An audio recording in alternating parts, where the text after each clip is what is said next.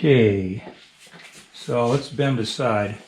I already bent the other one. It didn't seem to have any issues whatsoever. In fact, I bent the tighter end first accidentally. And I also put the tail on the neck. So as long as I match this, I just thought I'd rather lose some of this less interesting stuff under the neck than have it come around the butt end. But this is the way it goes. I'll just have to do something interesting for the, whatever you call it thing. The end wedge, end graft, end wedge. So I'm using Windex to spray this thing down. I kind of use the John Hall method of doing the side bending stuff. I have his bender I bought secondhand, so Blues Creek guitars, and so you can see that this is bowing quite a bit.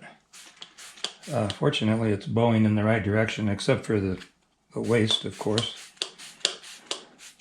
Can't see what I'm doing down there, but anyway, just giving it a good dose of Windex. This Windex has ammonia in it, which also helps loosen the wood fibers up a bit. Lignum, I believe, is what it's called. So there's my word, tail.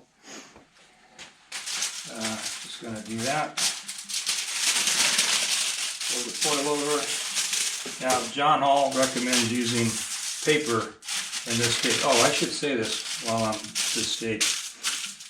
John also, he has like a whole series of videos on different types of side wood, and then he proceeds to tell you the heats at what to do, what things at, what times and all that kind of stuff. So he recommended paper for the Spalted maple. I didn't have the paper. I guess I used all I had last time.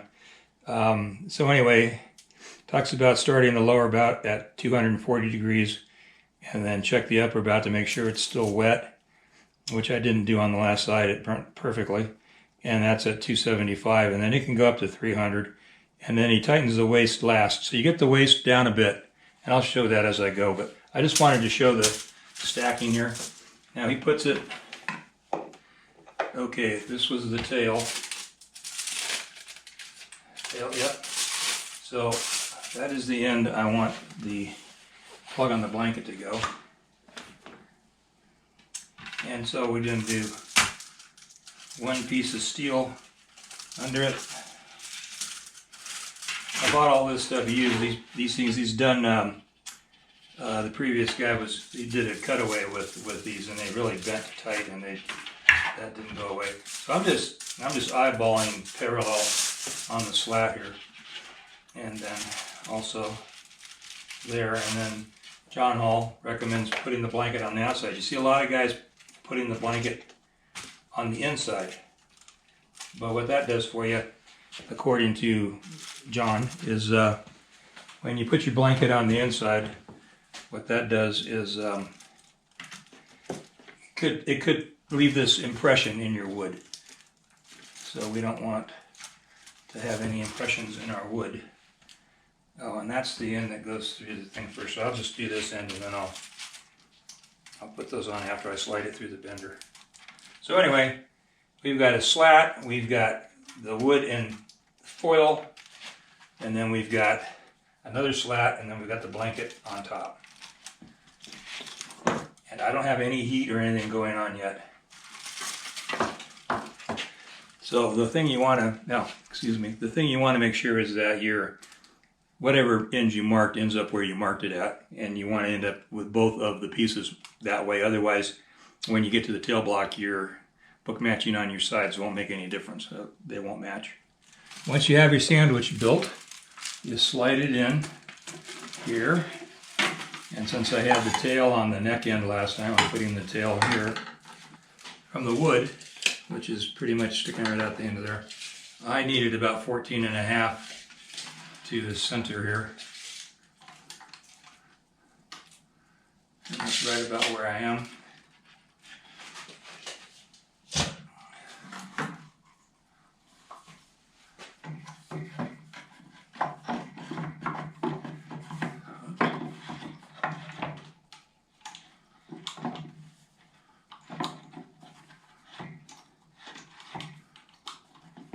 this particular bender, I don't know if it's available through Blues Creek with all the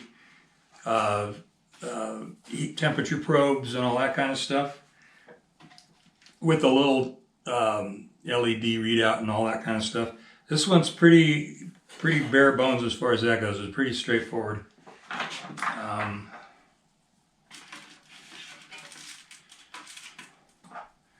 Just putting some more clips just to hold this sandwich together, transfer the heat as best we can. And right, and then we're going to put a little bit of pressure, a little tension here just to kind of hold it in place. This maple was pretty floppy, if you remember. Okay. Put this here. Put it back a little bit. I got a little got these sandbags or lead weight bags or whatever they are, 5 pounds I think they are, and that kind of helps hold things together. Take a second to show you the rig that actually came from Blues Creek. So the blanket came from Blues Creek. This little timer box that says full, it says off, full, or variable. The control at this stage, I bought all this used, doesn't seem to really matter where you have the control at. It's just, when you plug it in, it just cranks immediately. You have to have this running in order to get juice through the thing. So the timer has to be on so that it will eventually turn itself off in case you drop dead.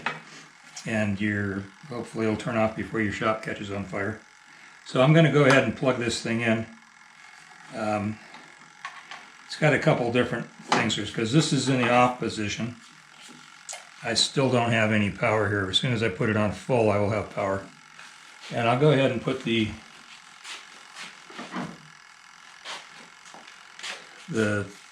meat thermometer temperature on this side so that you can possibly see it. I'm not sure you'll be able to read it. Right now it's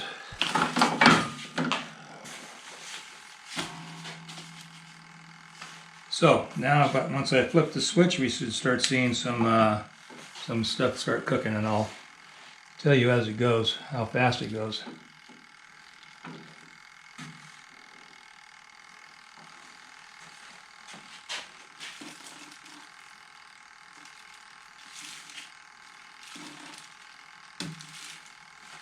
Well, I'm second guessing myself here.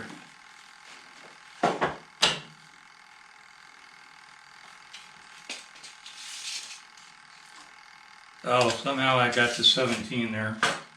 So I got to move this. I didn't think it was far enough out.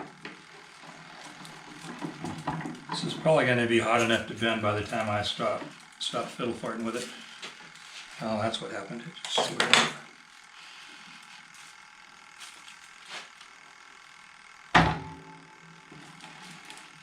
Let me check it again.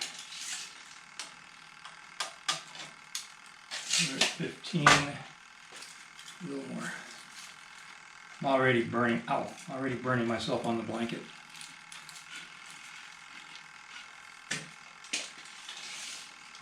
And this 14.5 is just a number that's working for what I'm doing. This isn't like in concrete. I think John usually says he sets his at like 12, but that's just from the end of the wood to the center of the bender. So there, I'm happy with that now. Now we will go ahead and go down. Oh. It's a good thing I checked that.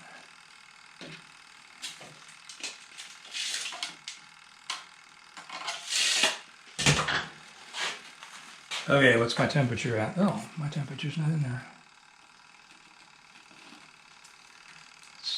So we're looking for about 240, and I'm sure it's probably already past that. But we're hitting 175. It's going to be right up at 200 really fast. 200. Told you this little temperature knob doesn't do anything on this, so we're 240, 230 rather. So we're coming right up on 240. So we're just going to start bending this thing. Oh, didn't have this locked in, so that's going to slow me down.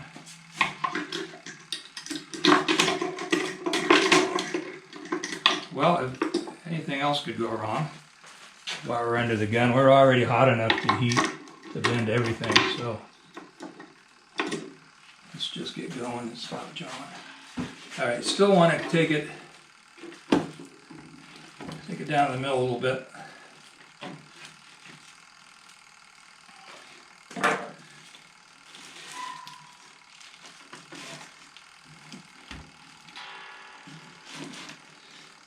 Just gonna let it sit there for a minute.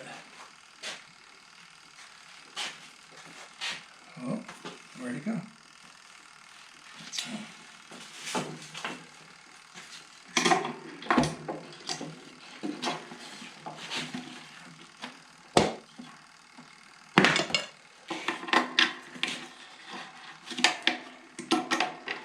So we're at, I'm gonna turn it off. We're at 318, so it doesn't need to be that hot to do this. Okay, I'm gonna leave it there for a minute.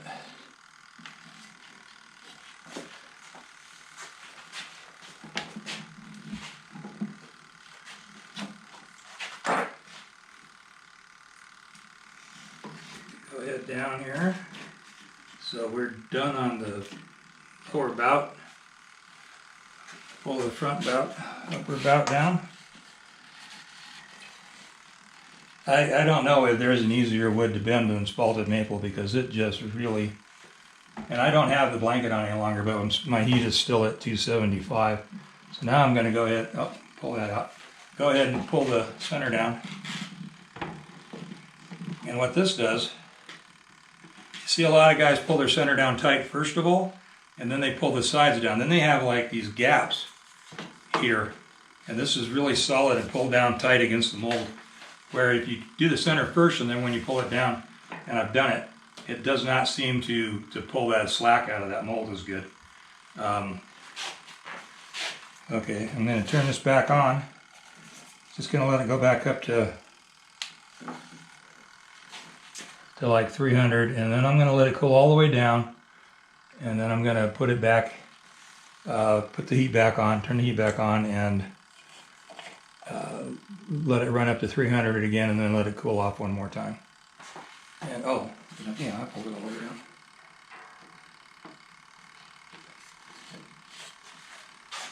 You can see it's smoking here, the steam.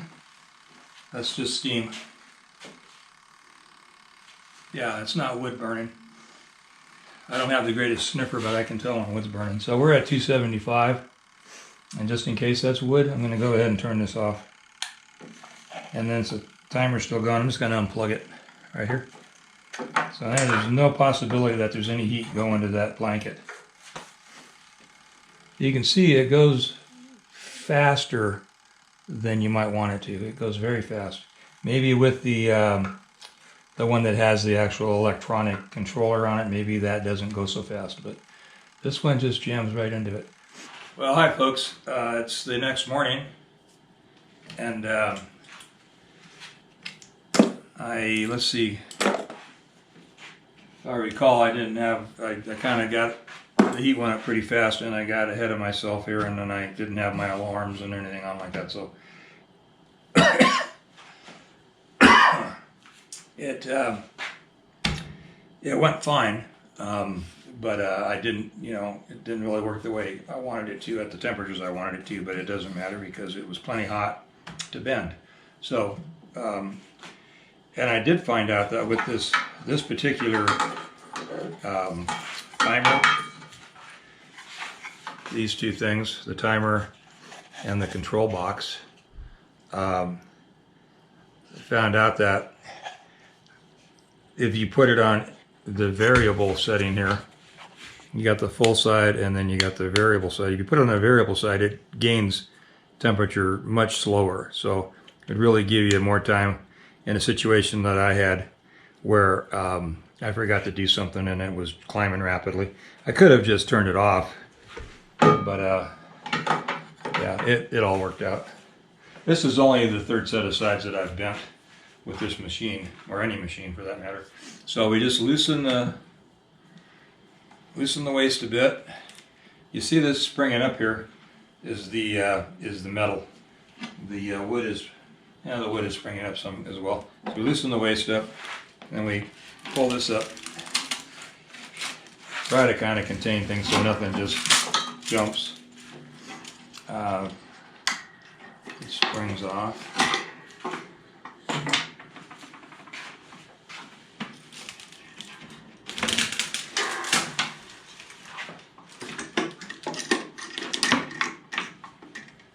Alright, now we can spin that on up.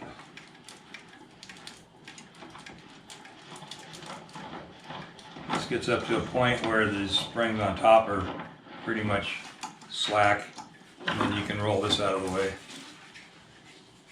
And just taking the top blanket off and the top slat.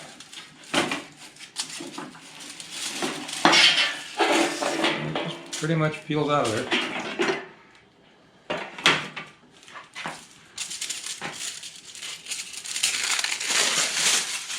I saved the foil from the first one and reused it on the second side, but it's hard to get off of there neatly, so I'm just destroying this one because I don't have any sides to bend right now. Still a little damp right here. Maybe I didn't need quite as much. Let's see here.